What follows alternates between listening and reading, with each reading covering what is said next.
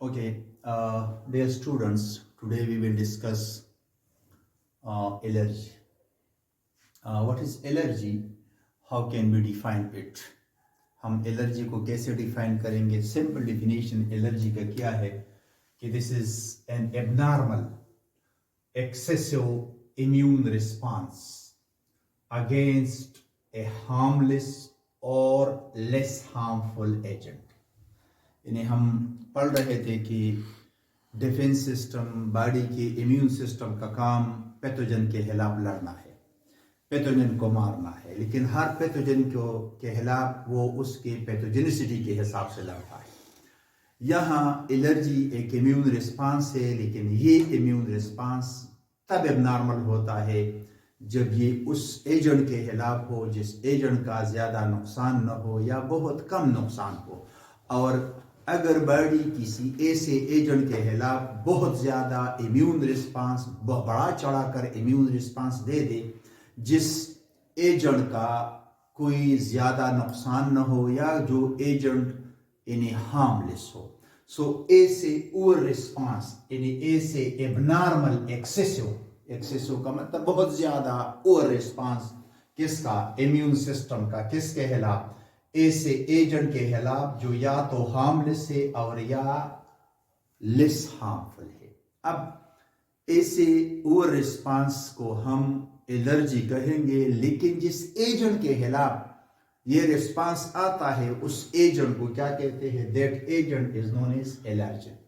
Allergens those agents होते हैं विच causes allergy. इन उन एजेंट्स को, उन केमिकल को, उन सब्सटेंसेस को हम एलर्जेंस कहते हैं जिनके खिलाफ ओवर रिस्पांस आता है, हालांकि उन केमिकल का, उन सब्सटेंसेस का ज्यादा नुकसान नहीं होता।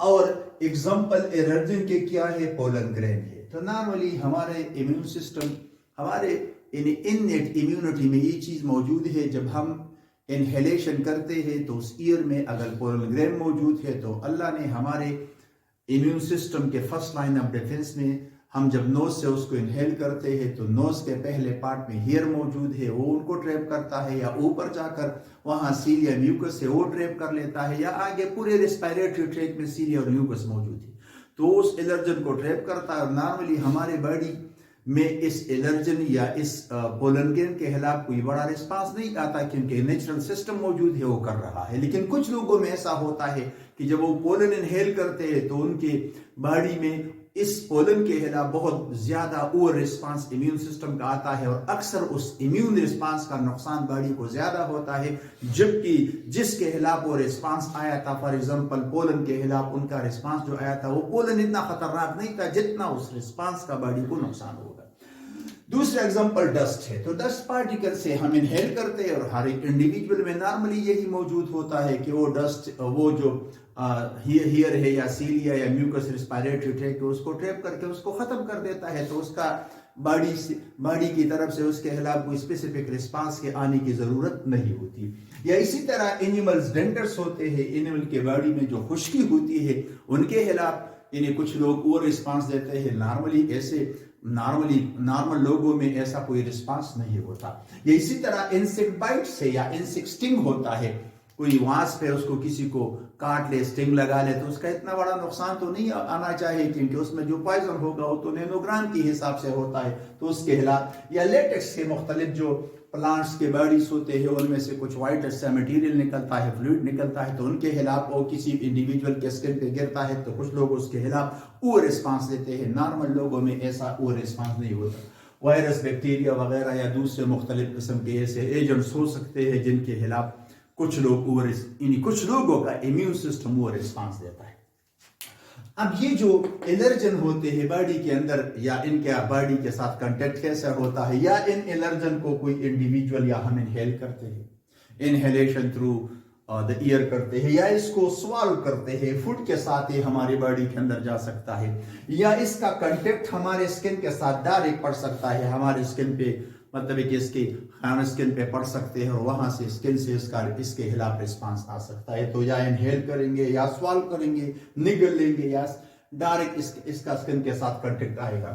अब एलर्जी और हेरेडिटी का आपस में क्या ताल्लुक है? आया इन हेरेडिटी का मतलब है कि نارملی ہم کہتے ہیں کہ ٹرانسفر آف کریکٹر سے from the parents to their offspring ہے. اب بچوں الرجی کا اور والدین سے منتقلی میں اس کا کیا رول ہے؟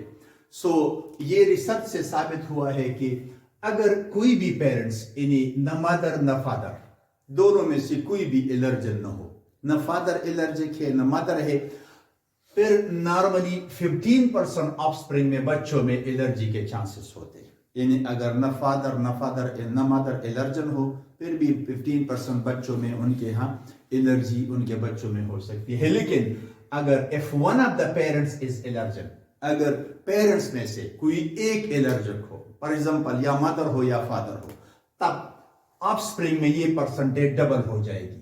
پہلے اگر پیرنٹس میں دونوں نارمل تھے تو 15% بچے آف سپرنگ جو ہوتے تھے وہ الرجک ہوتے تھے. اب اگر پیرنٹس میں سے کوئی ایک بھی پیرنٹس الرجک ہو تو 30% آف سپرنگ میں کیا ہو سکتا ہے، 30% اس کے بچوں میں الرجی کے چانسز ہوتے ہیں. لیکن اگر both of the parents are allergic، یعنی اگر مادر بھی الرجک ہو، فادر میں بھی الرجی ہو، تب ایسے جوڑے کے ہاں 60% بچوں میں کیا ہے، الرجی کے چانسز ہوتے ہیں. تو اس کا مطلب یہ ہے کہ الرجی کا ہیریڈیٹی کے ساتھ، انہیریٹنس کے ساتھ کوئی تعلق ضرور ہے کہ اگر پیرنٹس میں الرجی بڑھتی ہے تو بچوں میں الرجک ہونے کے چانسز بڑھ جاتے ہیں. ایگزامپل الرجی کی کیا ہے فیور ہے، یا جس کو ہم رینائٹس کہتے ہیں، رینوس پرٹیننگ ٹو نوز ہے، اور آئٹس انفلیمیشن کو. تو نارملی اس میں نزلہ زکام وغیرہ ہوتا ہے. استما ہے تو آپ سارے جانتے ہیں کہ استما جو ہے اس میں برانکیول کنسٹرکٹ ہو جاتے ہیں، اور برانکیول کی کنسٹرکشن سے سانس لینے میں دشواری پیش آتی ہے. یا الرجک آئس ہوتی ہے، کچھ لوگوں کے آئس پہ جب ڈسٹ پڑتا ہے یا اس طرح کوئی پولن گرین اس کو ٹچ کر لیتا ہے تو وہاں سے آنسو بہنا شروع ہو جاتا ہے، وہ بہت زیادہ لیکریمیشن کرتا ہے. اس کو ہم الرجک کنجکٹیوائٹس بھی کہتے ہیں. اور ایک ہے الرجک ایگزیما. تو ایگزیما نارملی ایسی بیماری ہے جس میں اسکن پہ چھوٹے چھوٹے ریڈ پمپلز پیدا ہوتے ہیں بہت زیادہ. تو ایسے اور وہ تب پیدا ہوتے ہیں کہ کوئی انڈیویجول ایسی جگہ جاتا ہے جہاں کہ اس کے اسکن پہ کوئی اینیمل ڈینڈرز پڑ جاتے ہیں، یا کسی پلانٹ کا کوئی ڈسٹ وغیرہ یا وہاں سے کوئی دوسری چیز گر کر اس کے اسکن پہ آتی ہے تو وہ رسپانس دیتا ہے، اس سے پوری باڈی میں انفلیمیشن ہو جاتی ہے، پورا اسکن انفلیم ہو جاتا ہے، جگہ جگہ پر اس پہ ریڈ اسپاٹ نظر آنے لگتے ہیں.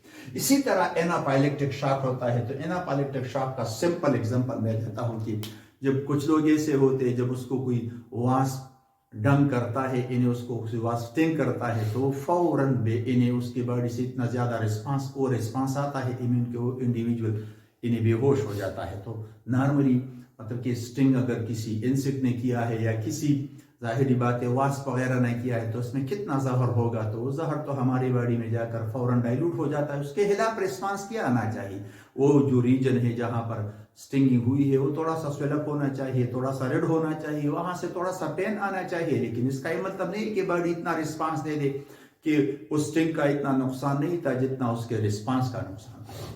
اب سائن اور سمٹمز الرجی کے بہت سارے سائن سمٹم مختلف الرجی مختلف کنڈیشن میں مختلف ہو سکتے ہیں، لیکن موسٹلی جو الرجی کے سائن سمٹمز ہوتے ہیں اس میں کپنگ ہے، یعنی انڈیویجول کانسے گا، سنیزنگ کرے گا، یا اس طرح ایچنگ ہوتی ہے، سکن میں خارش ہو جاتی ہے، یا swelling of the eyes and nose ہو جاتی ہے، آئیز اور نوز سویل اپ کر جاتے ہیں، اور اس طرح رنی نوز ہو سکتا ہے، یا اس کے علاوہ دوسرے مختلف قسم کے سائن سمٹمز ہوتے ہیں. These are the some common sign symptoms of the allergy.